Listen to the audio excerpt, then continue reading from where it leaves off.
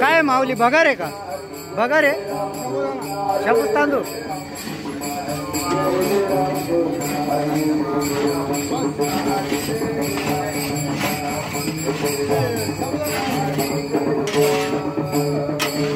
सुंदर माझं गाव श्री क्षेत्र तांबेरे. तांबेरे ते पंढरपूर पायदिंडी सोहळा आपण पाहत आहात. आता आज आषाढी एकादश असल्यामुळे सकाळी साबुदाणा खिचडी तसेच भुईमुग शेंगा आणि शेंगादाणी आणि झिरकं ह्या पद्धतीत फराळाचं करण्यात आलं. आणि आता या ठिकाणी आपण पाहत आहात बेलकर माऊली या ठिकाणी साबुदाणा खिचडी बनवत आहात. आता त्यांनी या ठिकाणी मसाला टाकला आहे. आता तेल टाकत आहात. उपवासाचा मसाला या ठिकाणी कढईमध्ये टाकण्यात आलेला आहे.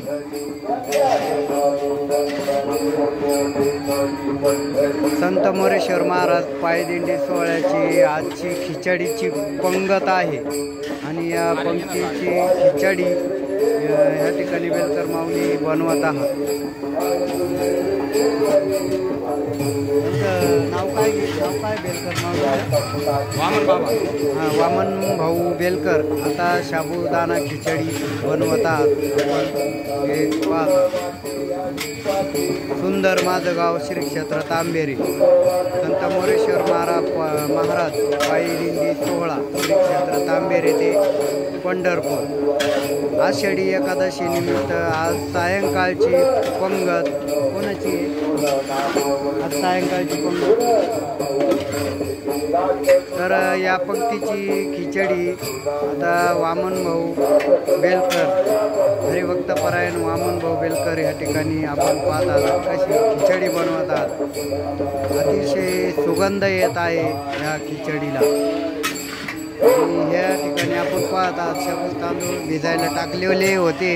या ठिकाणी लाईट नसल्यामुळे एवढं काही खास दिसत नाही आहे, परंतु तरी पण आपणाला दाखवण्याचा प्रयत्न मी करत आहे. हे पहा मसाले काढलेले आहेत. इकडे मिरच्या आहे, इकडे मसाला आहे.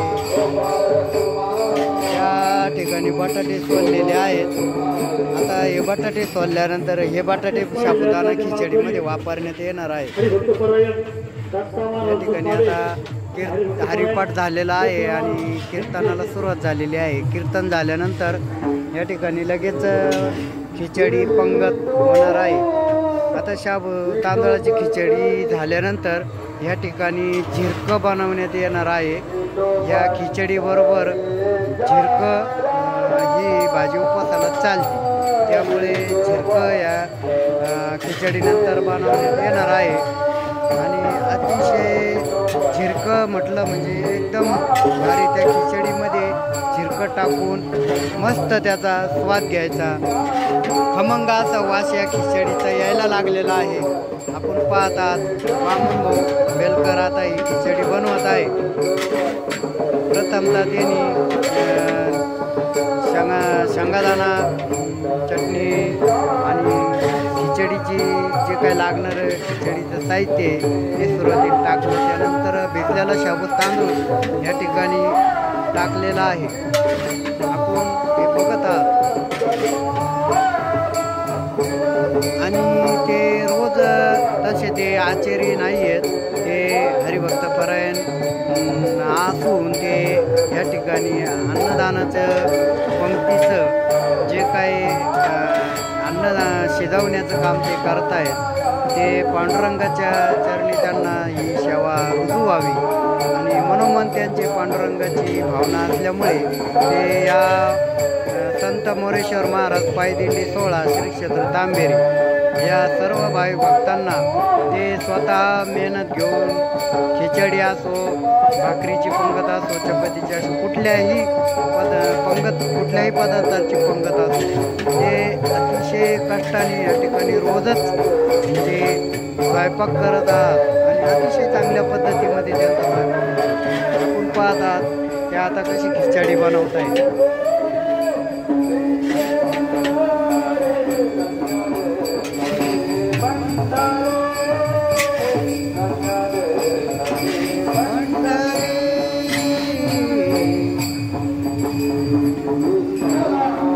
वाबळे भाऊ या ठिकाणी खिचडी बनवण्यासाठी त्यांना साथ देत आहात. आपण हे बघत आहात.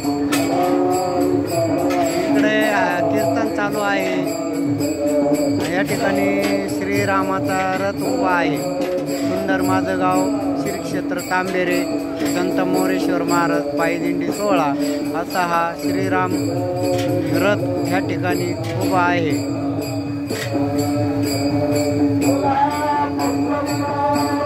आज आषाढी एकादश असल्यामुळे सकाळी फराळाची पंगत झाली. सकाळ दुपार संध्याकाळ फराळाची पंगत झाली असून आता उद्याला काला होणार आहे आणि काला झाल्यानंतर मग आपण या ठिकाणून सुंदर माझं गाव श्री क्षेत्र तांबेरे या गावाकडे आपण निघणार आहोत. काल्याचं कीर्तन झाल्यानंतर काल्याचा महाप्रसाद होईल आणि महाप्रसादानंतर या ठिकाणाहून आपण तांबेरेकडे प्रस्थापन करणार आहोत.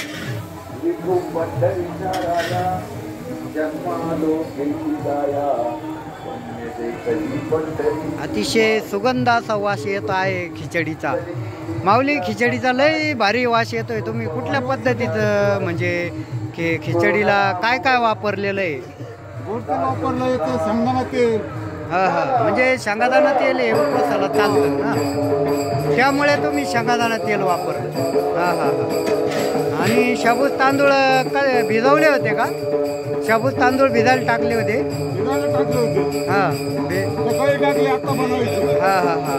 आणि त्याच्यामध्ये मसाला काय काय वापरला मग? हिरवी मिरची. आणि म्हणजे जे उपवासाला चालतं असेच. आणि बटाटे. अतिशय चांगल्या पद्धतीत तुमचं नियोजन आहे माऊली. तर दुपारची पण खिचडी एकदम फर्स्ट क्लास झाली होती. सकाळची पण खिचडी फर्स्ट क्लास झाली होती. तर आता आपण पाहतात आता हे खिचडी बनवण्याचं काम या ठिकाणी माऊली वामन भाऊ बेलकर या ठिकाणी हरिभक्त परायण वामन भाऊ बेलकर या ठिकाणी खिचडी बनवतात. त्या ठिकाणी जवळजवळ बटाटे उकडून सोलून झालेले आहेत. तर ते थोडेसे बारीक करायचे आहेत. थोडेसे बारीक झाल्यानंतर ते लगेच खिचडीमध्ये वापरण्यात येणार आहे. अतिशय सुगंध आणि अतिशय अशी रुचकर अशी खिचडी या ठिकाणी होणार आहे. जणू काय असं वाटतं की या खिचड्यावरती आत्ताच ताव मारावा अशा पद्धतीमध्ये ही खिचडी आता होणार आहे. आणि आता ही खिचडी झाल्यानंतर इकडे तुम्ही पाहतात कीर्तन चालू आहे. तर हे कीर्तन संपल्यानंतर लगेच खिचडी महाप्रसादाची पंगत होणार आहे आणि आपण खिचडी महाप्रसाद घेणार आहोत. समोर जे आपल्याला रथ दिसत आहे या ठिकाणी पण बरेचसे काही 2-3 गावच्या दिंड्या आहात. या ठिकाणी आमचे पवार मामा ह्या गाडीमध्ये बसलेले आहात आणि ते म्हणजे त्यांची मनोभावना पांडुरंगाच्या चरणी आहे आणि म्हणून ते अतिशय कष्टाने आता त्यांचा तसा एक पाय आधू झालेला आहे, परंतु तरी पण ते पांडुरंगाची वारी करतायत. आपण हे पाहत आहे पहिल्यापासून ते पांडुरंगाची वारी करतायत. अजून पण ते पांडुरंगाची वारी त्यांनी चुकू दिलेली नाही.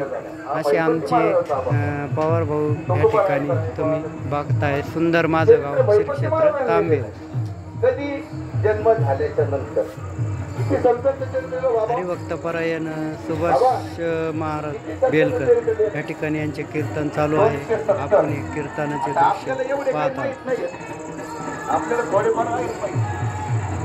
तसं या ठिकाणी लाईटची एवढी काही खास सोय नसल्यामुळे आपल्याला ही व्हिडिओ काही क्लिअर दिसत नाही, परंतु तरी पण आपण पंढरपूरमध्ये हे कीर्तन चालू असल्यामुळे आपण ही व्हिडिओ जशी दिसेल तशी आपण ही व्हिडिओ दाखवण्याचा प्रयत्न करत आहोत.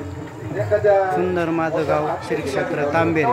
काही कारणास्तव काही लाईटची व्यवस्था थोडी कमतरता येते, त्यामुळे व्हिडिओ जरी एवढी काही खास दिसली नाही तरी पण आज आषाढी एकादश म्हणजे आपण पंढरपूरचा पांडुरंग यांच्या रावळामध्ये असल्या कारणाने आपण हे सर्व काही दृश्य दाखवण्याचा प्रयत्न करत आहोत. सुंदर माझं गाव श्री क्षेत्र तांबेरे वसंत गागरे आपणा सर्वांना हे दाखवण्याचा प्रयत्न करत आहात।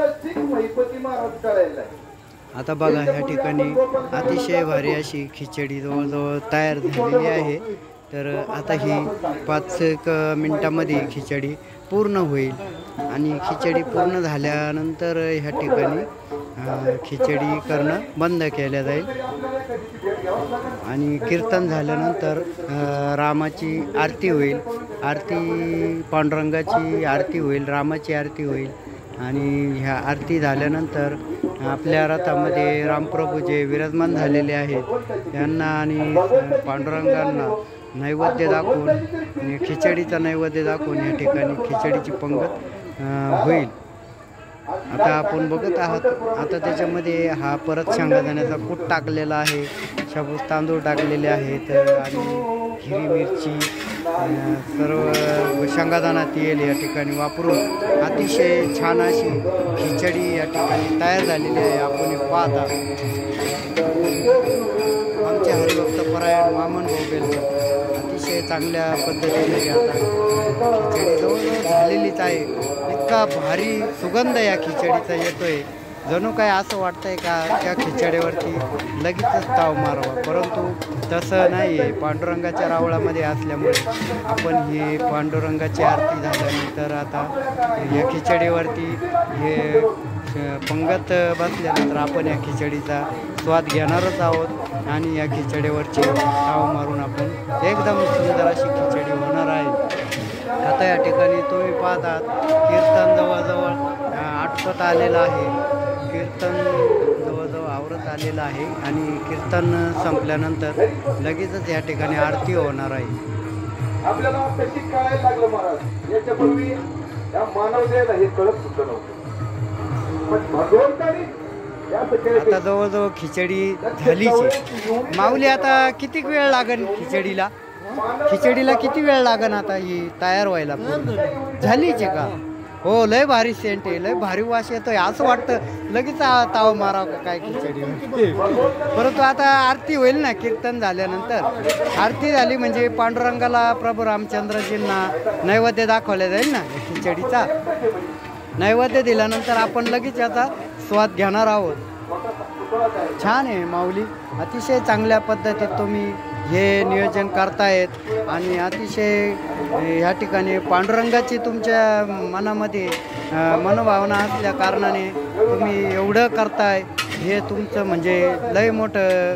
तुमचं कुठल्या शब्दामध्ये ऋण व्यक्त करावं, हे कितीही तुमचं ऋण व्यक्त केलं तरी ते कमीच आहे असं ह्या ठिकाणी म्हणजे ऋण व्यक्त करताना काय बोलावा हे सुद्धा काही बोलण्याजोगं राहिलेलंच नाही, इतकं तुम्ही मेहनतीनं हे काम करतायत।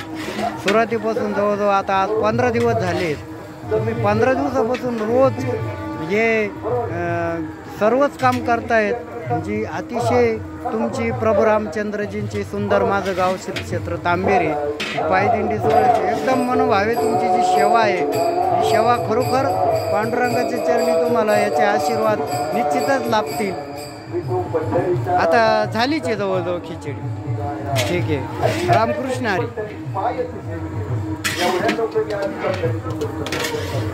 तुमच्या